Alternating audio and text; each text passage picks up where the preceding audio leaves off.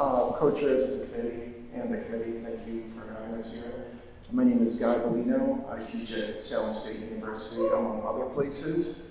A lot of stuff going on here, a lot of stories. I feel like where I fit in, we're like talking about Christmas Carol, the ghost of Christmas past, present, and future. I'm not quite sure where mine fits in, but I'm a political scientist. I have a PhD in political science and focus on U.S. public policy, so I think a lot about this.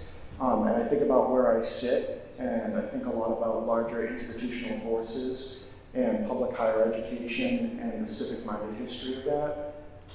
And I think we're in a classic window of opportunity here with the Cherish Act, and I believe it begins to address some of the many crises, slow motion crises, but the crises that we're in terms of education in all public sector. Underscoring that is personal experience from youth and everyone's personal experience. We're told to do what we love, to make a difference, work hard, and the rest will sort of come together. And adjuncts mostly seem to go by that in their passion. We think public higher education in Massachusetts should be the best.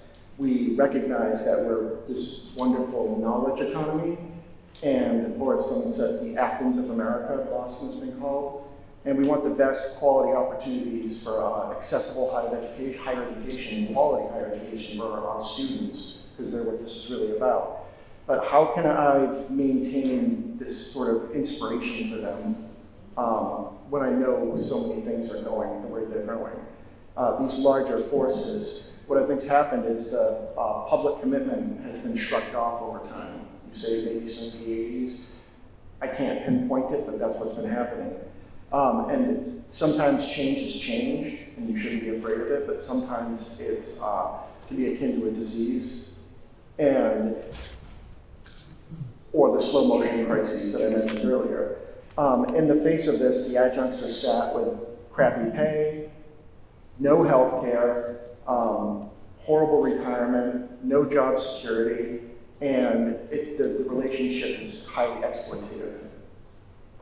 So we're sat trying to do something that we love, and love isn't enough to pay the bills, right? I still owe gas utility bills from last winter. This year, I couldn't afford to get my kids new shoes and school supplies, which was humbling. And I have my own crushing student debt to deal with, right? So schools have been backed, our public universities have been backed into this corner where they're making their black ink partially off the backs of adjuncts and student debt. And student debt is a crisis of its own that's tied into this, of course. And I was listening to some of the comments throughout the day, and my head was spinning. Even beginning, I believe it was Representative Gentili in the opening comments. Little Marty passed it, brought up how using Germany as a comparative analysis, and I was thinking, by many metrics, the U.S. in public education used to be a leader, and we're not anymore. Too often, in many facets of our culture and economy, we're the butt of the joke, and there's an opportunity here to turn some of that around. And our deliberative bodies don't seem to be up to the challenge. I mean, you can cross your fingers and hope something happens down the line with some type of appropriations or reconciliation nonsense in U.S. Congress, but this is your chance here. And where's the public commitment? This is a chance to do something about it. And if you don't, too, I want to say, I know I'm over time, but we're leaving behind a framework that will exacerbate racial and economic issues. So anyway, Cherish is your window of opportunity to do something and show that our deliberative bodies can facilitate real, meaningful change, and higher education needs it here.